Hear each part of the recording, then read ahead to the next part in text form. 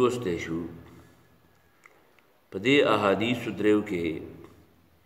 یو درې بیلې بیلې خبرې چې دي نو هغه بطور سنت ذکر کړی شو. او دا تیر باب الفصل الاول کې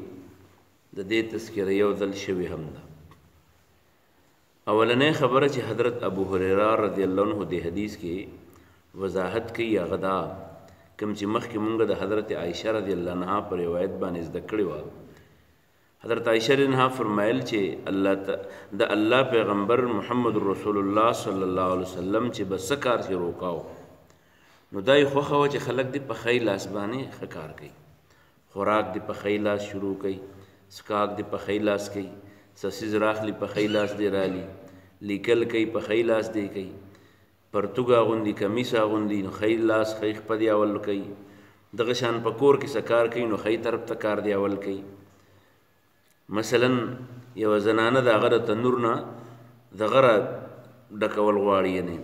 پیړۍ پکې تپل غواړي نو هغه پیړه دی اول پوری کوي نو هدي د خی طرف نه شروع دی کوي، په لار روان دی نو د خی طرف باندې دی. دا ټولې خبرې رسول الله صلی الله علیه وسلم با په هر کار کې خیواله خوخاو،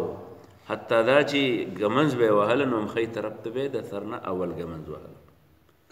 دلته حضرت ابو هريره رضی الله عنه د دې حدیث د یو دوو سیزونو سره تذکره کوي چې اذا لبستم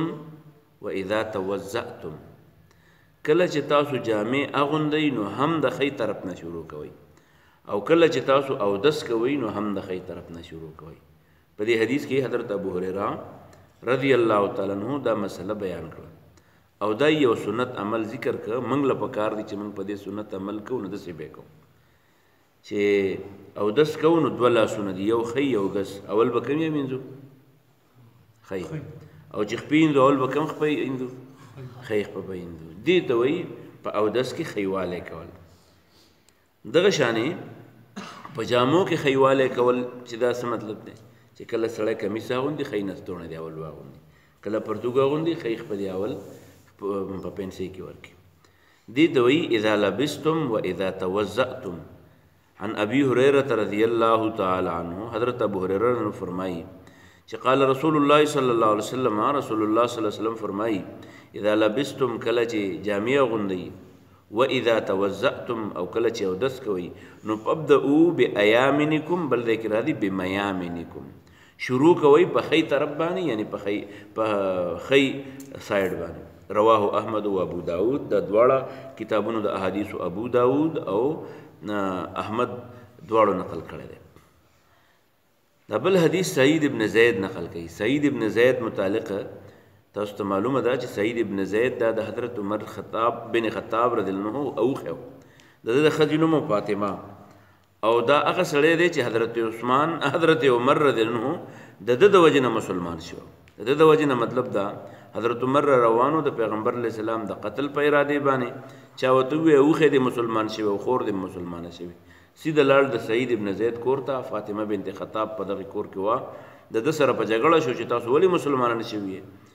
خور یې ورله راله، د دې خلاصونه یې کا او په خور یې ګزار وکړو، د خور مخ یې چې کوم دی زخمي شو، وینه ترې را روانه شوه. حضرت عمر د خور وینه چې ولیده نو فورا زړه کې نرمي پیدا شوه او بیا یې ورته وویل تاسو څه ویله، هغې ورته ټول واقعه وویله او د هغې نه وروسته حضرت عمر ابن خطاب مسلمان شو. دا هغه سعید ابن زید دی. او دا سعید ابن زید چې دی نو دا د رسول الله صلی الله علیه وسلم سره په هر غزا کې شریک و. البته د غزوه بدر د جنگ په موقع کې نه و، نو چې نو څه مطلب، یعنی دا هغه صحابي دی چې رسول الله صلی الله علیه وسلم د هغه قافلې دپاره د سیډي دپاره لېږلی چې قافله کم طرف ته لاړه. نو په غزوه بدر کې دی شریک په دې بنیاد باندې و چې د جنگ په ټیم کې خو نه و، خو د غزوه بدر انټیلیجنس چې و نه د په دغه باندې و، دی یو بل ملګری دی مخکې لېږلي او د قافله کم خوا ورسېده، اوس په کم ځای کې ده، نو دا هغه کسانو نه یو صحابي دی. د دې وضاحت مطلب مې دا دی چې دا داسې عام صحابي نه دی بلکې مشهور صحابي رسول دی. دی فرمایي چې قال رسول الله صلی الله علیه وسلم، رسول الله صلی الله علیه وسلم موږ ته دا ویلي و چې د اودس نه مخکې به د الله نوم اخلی، او چې د اودس نه مخکې د الله نوم وانغېسته نو دا تاسو غلطي وکړه، او غلطي هم داسې غلطي وکړه چې ته به ویې اړولې دا اودس هم کړی نه دی، که دا مونږ او تاسو اوس خپل راه ته سوچ وکړو نو مونږ هېڅوک په اودس کې بسم الله نه وایو نو چې نه وایو د اودس نه مخکې د دې مطلب دا دی چې بیا خو به مونږ نه شوی ځکه چې اودس نه شوی نو مونږ به نه شوی نو علما وایي نه دا حدیث چې دا دی چې لا وضوء لمن لم یذکر اسم الله علیه سید ابن زید فرمایي چې رسول الله صلی الله علیه وسلم فرمایل چې لا وضوء نه دی اودس لمن د هغې سړي لم یذکر چې هغه یاد نه کي اسم الله د الله نوم یا لم یذکر اسم الله چې یاد نه کړی شي په دغې اودس کې نوم د الله تعالی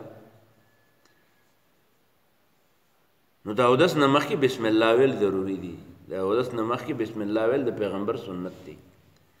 نو که سړي ونه ویله نو بیا نو د علماو دوه ډلې دي یوه ډله ده حضرت ابو حنیفه رحمت الله علیه تعالی علیه حضرت امام مالک رحمت الله علیه امام شافعی رحمت الله علیه دا علما لیکل کوي چې د دې بسم الله ویل چې دي نو دا سنت دي خو اودس پې نه خرابېږي که چا ونه کړه البته د اودس ثواب ورباندې ډېر زیات اوچتېږي یعنې د اودس سنت دي او څو علما داسې دي چې هغوی د دې ظاهر الفاظو باندې داسې محمل کوي چې ګوره که چا بسم الله ونه ویله نو ګوره اودس یې ونه شو نو په دې وجه موږ له احتیاط پکار دی چې کله اودس شروع کوو چې په دغه ټایم کې بسم الله ووایو بسم الله اوس دا چې یاره بسم الله به څنګه وایو نو موږ ته خو دقه یاده ده چې بسم الله الرحمن الرحیم بس دا ښه خبره ده چې سړی بسم الله الرحمن الرحیم ووایي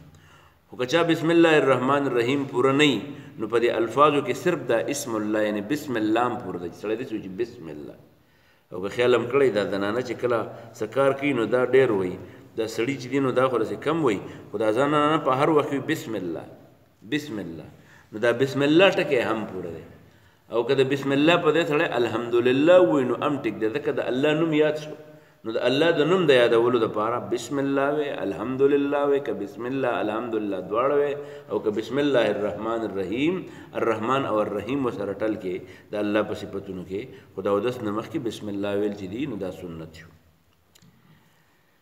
په دې کې دا حدیث چې دی نو ترمذي والا ابن ماجه احمد ابو داود نقل کړی دی خو د سعید ابن زید په ځای باندې د ابو هریره نه هم دا الفاظ نقل کړي دي او دارمی بل د حدیثو کتاب دی هغه د ابو سعید خدری نه نقل کړی دی پته ولګېده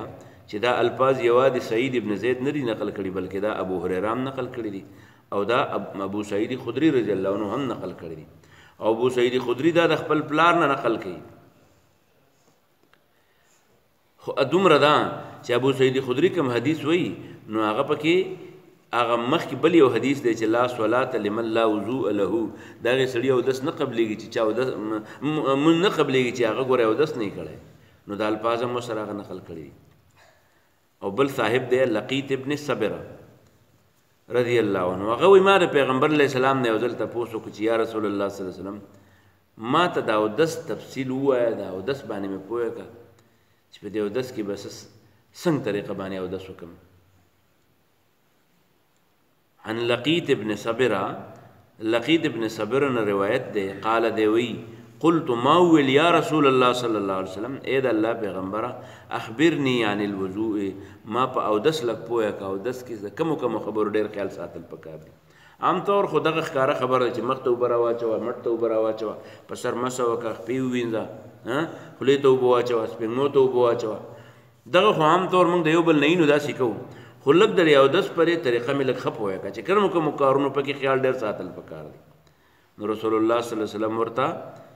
یو څو خبرې وښودلې یوې ورته دا وایي چې اسبغ الوضوء اودس پوره کوه دا مه وایه چې دا پکې سنت دی او دا پکې فرض دی او دا پکې واجب دی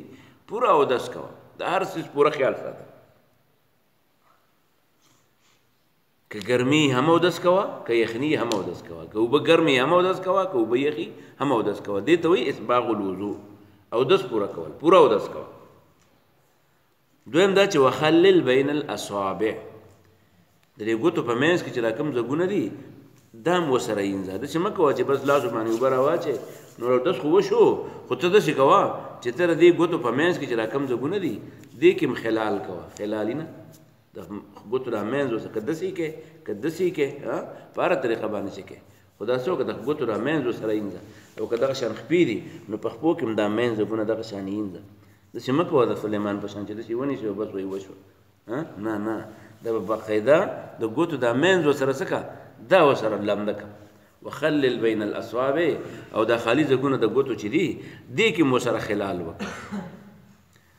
او درېیمه خبره یې راته دا وښوه چې وبالغ فی الاستنشاق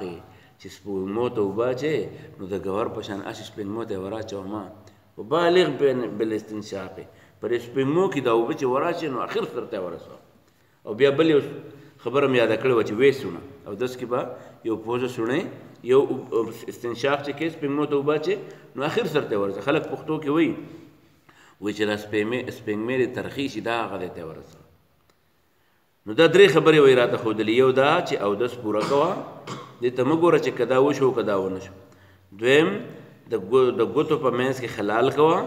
دریم سپږمو ته چې اوبه اچې نو اخر سر ته یې اچوه او مخکې حدیث کې مو زده کړي وو چې رسول الله صلی الله علیه وسلم وایي شیطان د سړي په سپږمو کې